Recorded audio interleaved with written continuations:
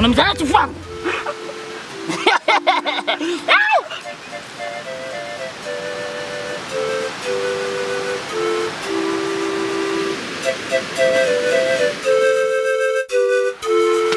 Afadhali nimekukuta hapa.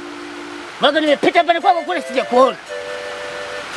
Niko kwenye doria ya kutafuta wajane na yatima kwa ajili ya kutoa kafara kwa Chifu Mugo. Kama unavyoniona, nimetoka nyumbani hujamwona mtu. Ndio. Ndio maisha yangu mimi ninavyoishi. Niko mwenyewe. Sina mjane, sina yatima. Unavyoniona. Sawa. Manjonjo. Manjonjo. Manjonjo. Ulikuwa unasemaje? Mbona mimi naona wewe yatima? Babako mzazi na mamako mzazi wameuawa kikatili, tena kwa kudhalilishwa na Chifu Mugo. Sababu hajapeleka posho kwa Chifu Mugo. Alafu unasema sio nani yatima? Wewe yatima? Una bahati sana kwa sababu leo sijapata kibali cha kukamata. Hata kibali cha kukamata wewe, kwa Chifu Mugo utafika miguu.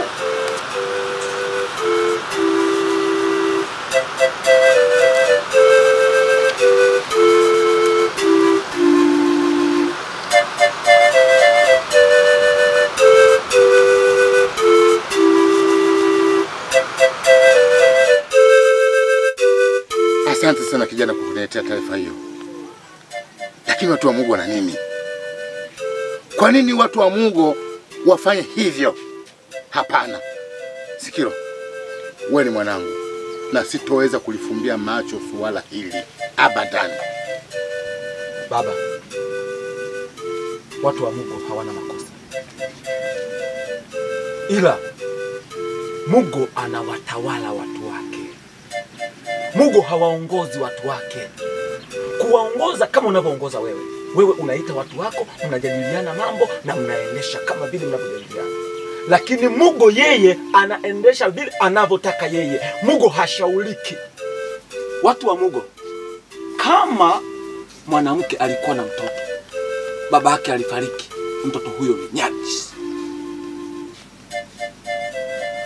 Mwanamke alikuwa na mume akaachika, mwanamke huyo ni najisi na adhabu zao wote ni kunyongwa. Kwa hiyo unataka kuniambia kwamba mtu yoyote, hata mtu mwenye ulemavu wa viungo au ulemavu wa ngozi, kwa ni nuksi kwako? Hiyo ni vile unaendesha wewe.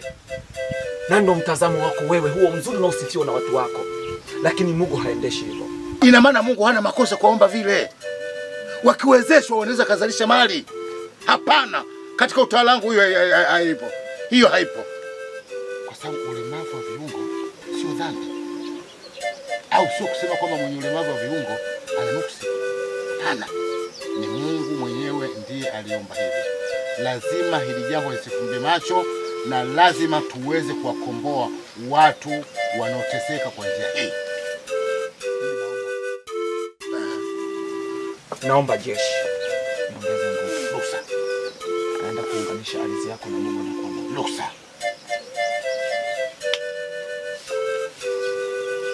Asante baba.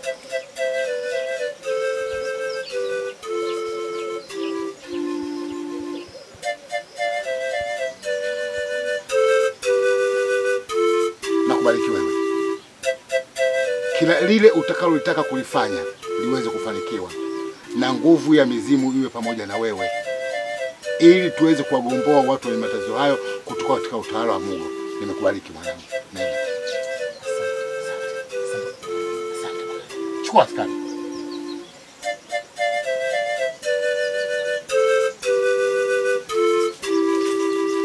Nashukuru kuwa na kijana shupavu kama huyu. Namshukuru kuwa na mtoto mwenye maono makubwa kama huyu. Namshukuru mtoto mwenye uchungu kama huyu. Hakika huyu atakuwa mfalme badili yangu kwa sababu anavichukia vitendo viovu.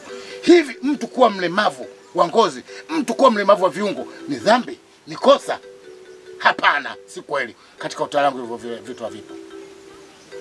Bora twende tukawakomboe wenye matatizo.